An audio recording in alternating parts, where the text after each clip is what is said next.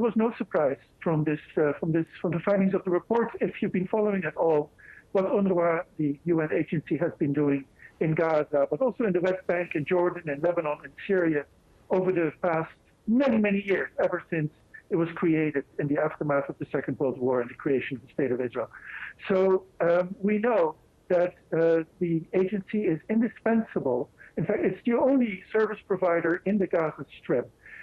All other UN agencies, NGOs, and others work through UNRWA to provide services.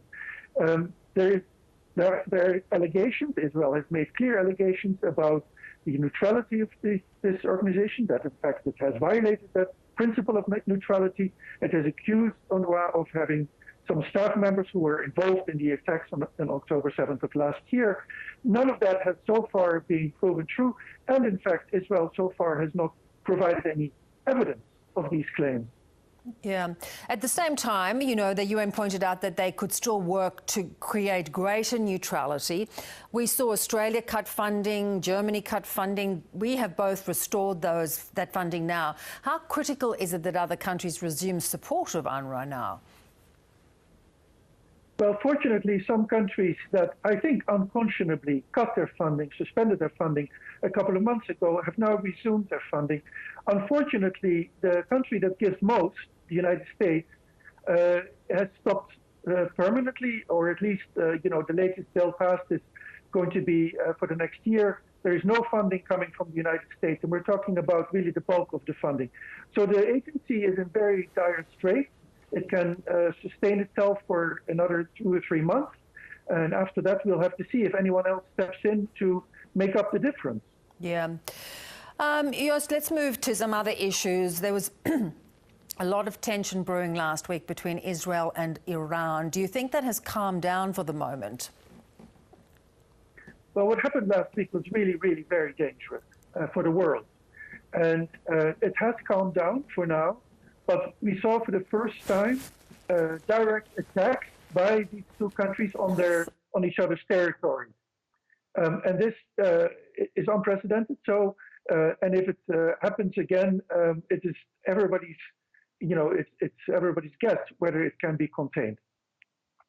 And so, I think the United States and other Western allies of Israel weighed on Israel to prevent a major retaliation against Iran. That worked for now, but you know, we're in a new level. We're in a new game. Yes, and it sort of does feel as if the usual lines that are kept in place have started to just strain a little.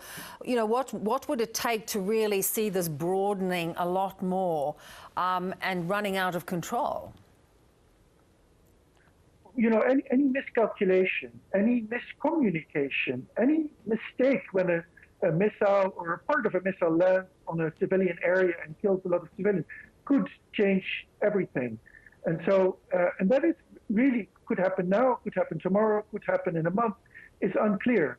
So that is one thing. But we should also ask what could be done to reduce the chances of this. And I think, first of all, ending the war in Gaza as soon as possible is absolutely imperative. And then, you know, the various countries in the region working with the United States, with Western allies of Israel, together should try to find a solution, a lasting solution to the Israeli-Palestinian conflict, because this stands at the heart of everything that we've been seeing in the last few weeks. Yeah, but I think a lot of people have sort of indicated that there needs to be something on the table, but the sides seem further apart than ever. The peace talks really just seem to have run aground. Even Qatar is questioning its ongoing role as a mediator. Yeah, well, there are no peace talks. We're talking about ceasefire talks at the moment, and they have, in fact, stalled. And both sides naturally accuse each other of not wanting to make progress. That's arguable, but it's true that both sides are far apart at the moment. And it looks like neither side, meaning Israel nor Hamas, is particularly keen to work toward a ceasefire because they don't see any real benefit from it. The benefit would be for the people of Gaza and would be for the world, but somehow not for Israel and Hamas. Yeah, and that is the difficulty. Both seem intent on continuing with their own agenda. And, you know, Israel continues very strongly attacking Gaza, even ongoing discussions around, you know, this Rafah offensive. And there must be huge concerns that any hostages are still really alive and, you know, can be found. Well, that's absolutely right. And it's really critical that, first of all, the hostages be released. There's no cause for holding hostages, certainly civilians. And secondly, that they be kept alive until there is a deal in place. And Hamas cannot even account for all the hostages that we think are still being held there. So this also is clearly very much part of any discussion about the ceasefire. But the other part is the humanitarian situation in Gaza.